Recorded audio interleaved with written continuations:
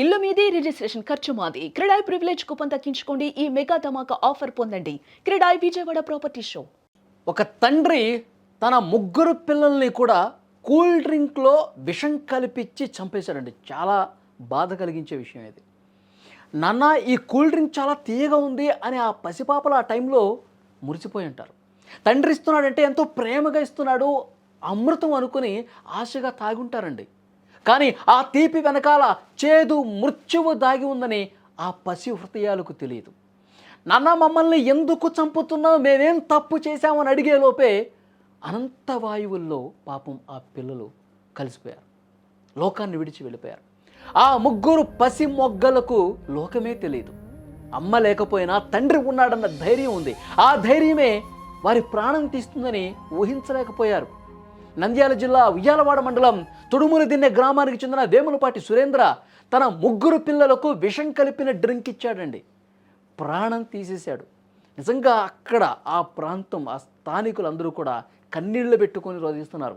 అసలు ఏమైంది, సురేంద్ర ఎందుకు ఇట్లా చేశాడు, ఏం పాపం చేశారని ఆ పిల్లల్ని ఇంత దారుణంగా చంపేసి తాను కూడా చనిపోయాడని చెప్పి వాళ్ళందరూ కూడా చాలా బాధపడుతూ ఉన్నారు. వివరాల్లోకి వెళ్తే వేములపాటి సురేంద్ర, మహేశ్వరి దంపతులకు ముగ్గురు పిల్లలు. ఆగస్టు 16వ తారీఖున అతని భార్య మహేశ్వరి అనారోగ్యంతో ఆత్మహత్య చేసుకోవడంతో ఆ ఇంట్లో పూర్తిగా వెలుగులాగిపోయినాయి. భార్య మరణం సురేంద్రను కోలుకోలేని మానసిక వేదనలోకి నెట్టేసింది. అప్పటి నుంచి ఒంటరిగా గడుపుతా ఉన్నాడు, మానసికంగా ఇబ్బంది పడతా ఉన్నాడు. సురేంద్ర తన పిల్లల భవిష్యత్తు గురించి ఆలోచించి ధైర్యంగా ఆయన ముందుకు తీసుకుపోతాడేమో అనుకున్నారు. వారి బంధువులుగా ఎవరైనా సరే ధైర్యాన్ని కూడగట్టుకొని ఆ పిల్లల భవిష్యత్తు అందంగా మారుస్తాడని చెప్పి అందరూ అనుకున్నారు. కానీ వారితో సహా అతను కూడా ధైర్యం పూర్తిగా కోల్పోయి పిల్లలకు విషమిచ్చి ఈ లోకాన్ని విడిచి అతను కూడా వెళ్ళిపోయాడు. చాలా దారుణమైనటువంటి నిర్ణయం తీసుకున్నాడు. ఈ లోకంలో బతకలేనని నిర్ణయం తీసుకొని తనతో పాటు ముగ్గురు పిల్లలను కూడా తీసుకెళ్ళిపోవాలని చెప్పి భావించాడు అతను. ఆ ఆలోచన ఎంత దారుణమైందో అతనికి కూడా అర్థం కాల. విషం కలిపిన ఒక కూల్ డ్రింక్ పిల్లలకి ఇచ్చాడు. తండ్రి ఇచ్చినటువంటి కూల్ డ్రింక్ను అమాయకంగా తాగేశారు ఆ పిల్లలు. 7 సంవత్సరాలు 4 సంవత్సరాలు కలిగినటువంటి కుమార్తెలు, మాటలు కూడా రాని 2 ఏళ్ల సూర్య గగన్ అబ్బాయి కూడా ఉన్నాడు.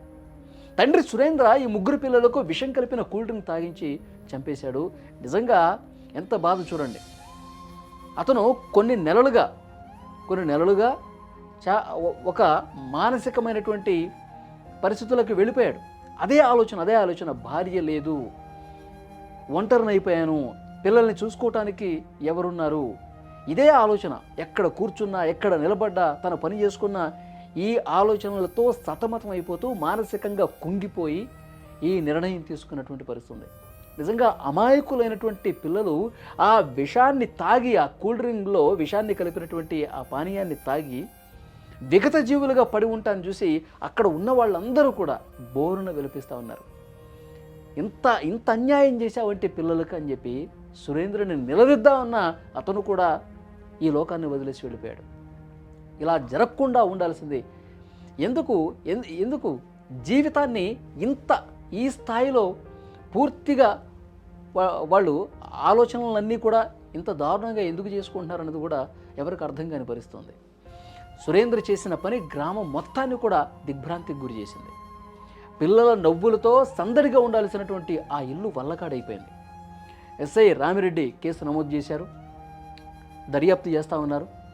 కానీ ఆ తండ్రి చేసినటువంటి ఘోరానికి ఆ ముగ్గురు పిల్లల ప్రాణాలు ఇప్పుడు తిరిగి వస్తాయా? తల్లిని కోల్పోయి పుట్టేడు దుఃఖంలో ఉన్న ఆ పిల్లల్ని ఆదరించాల్సినటువంటి తండ్రి మృత్యువును పంచడం నిజంగా గుండె తరుక్కుపోయే విషయం. నిజంగా అంత అమాయకులైనటువంటి పిల్లల్ని చంపాలనే ఆలోచన రావటం చాలా దుర్మార్గం అండి. నిజంగా పెద్దలు పడేటువంటి ఆ వేదన, వాళ్ళు నిజంగా ఒకవేళ అతను ఈ లోకాన్ని విడిచి వెళ్ళిపోవాలనుకుంటే వెళ్ళిపోవచ్చేమో, కానీ పాపం ఎంతో భవిష్యత్తు ఉన్నటువంటి చిన్నపిల్లలు, పసిపిల్లలు, అమాయకులైనటువంటి వాళ్ళ ప్రాణాలు తీసే రైటు ఇతనికి ఎవరిచ్చారు అన్నది కూడా ఒక ప్రధాన ప్రశ్న ఇక్కడ. ఒక చిన్న మనస్తాపం, మానసిక ఒత్తిడి నిండు సంసారాన్ని పూర్తిగా ఎలా నాశనం చేస్తుందనడానికి ఈ ఘటన ఒక నిదర్శనం. ముగ్గురు పిల్లల ఫోటోలు చూస్తుంటే మా తప్పే ఉంది, మమ్మల్ని ఎందుకు చంపావు నాన్న అని అడుగుతున్నట్లుగా అనిపిస్తూ ఉంటుంది. తొడుమలదిన్నె గ్రామం ఈ ఘటన తర్వాత పూర్తిగా కన్నీటి సంద్రం అయిపోయింది. వారి బంధువులు, కుటుంబ సభ్యులు, తెలిసిన వాళ్ళు అందరూ కూడా చాలా అంటే చాలా బాధను వ్యక్తం చేస్తూ ఉన్నారు. నిజంగా ఎక్కడో కూడా ఏ తండ్రి చేయనటువంటి దారుణం ఇది.